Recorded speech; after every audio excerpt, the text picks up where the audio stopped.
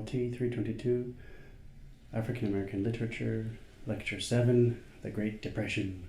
My name is Warren Reed, and today it's going to be very short. We're going to talk about a little criticism of the Harlem Renaissance. We're going to talk about the Depression and its influence on writers, and then we're going to say a couple of words about Richard Wright.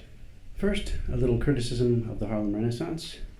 In the course material, the Harlem Renaissance is criticized for ignoring some aspects of black life and for deliberately trying to appeal to white sensation seekers, maybe exaggerating and overdoing certain things in an unrealistic way just to get people to come and invest or buy their works, so that sort of thing.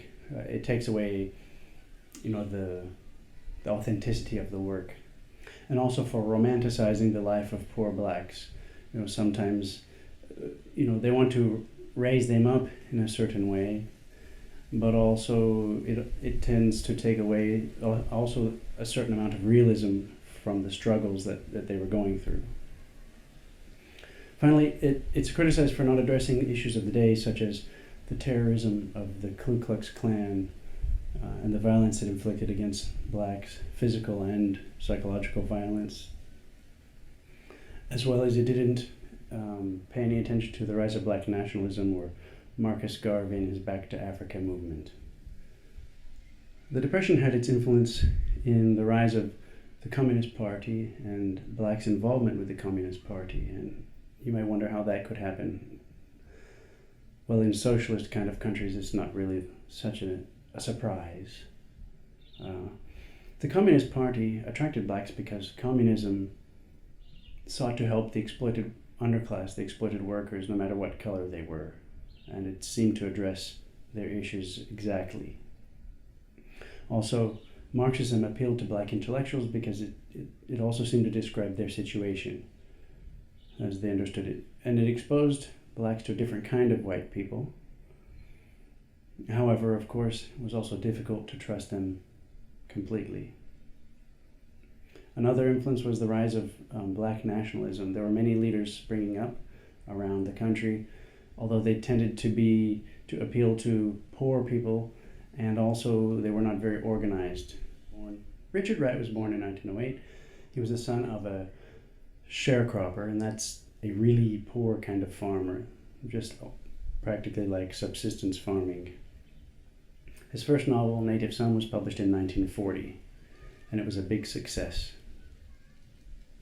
He moved to France in 1945 after World War II, of course, and he found France to be a race-free environment at the time.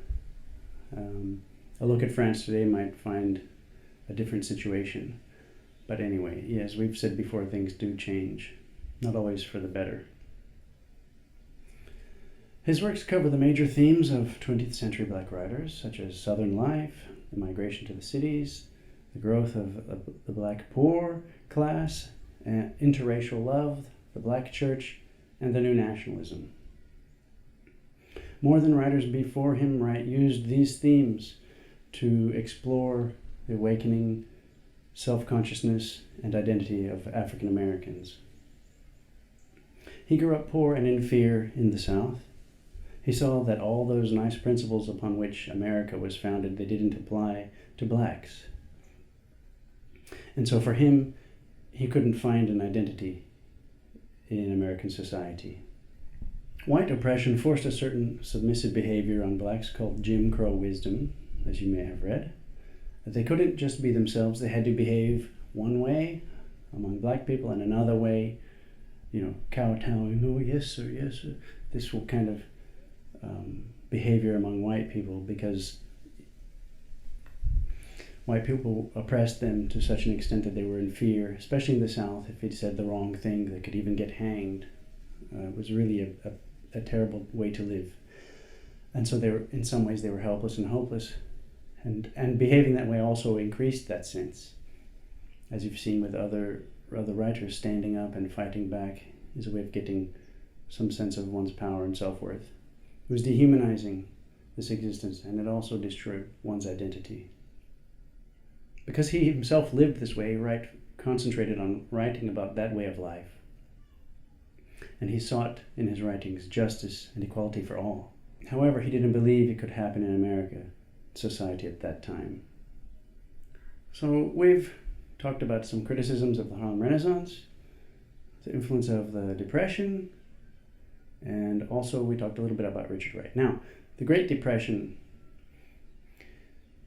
as I said before, I'm not an economist, but here's a website link to the History Channel, and it's a very interesting exploration of the Great Depression.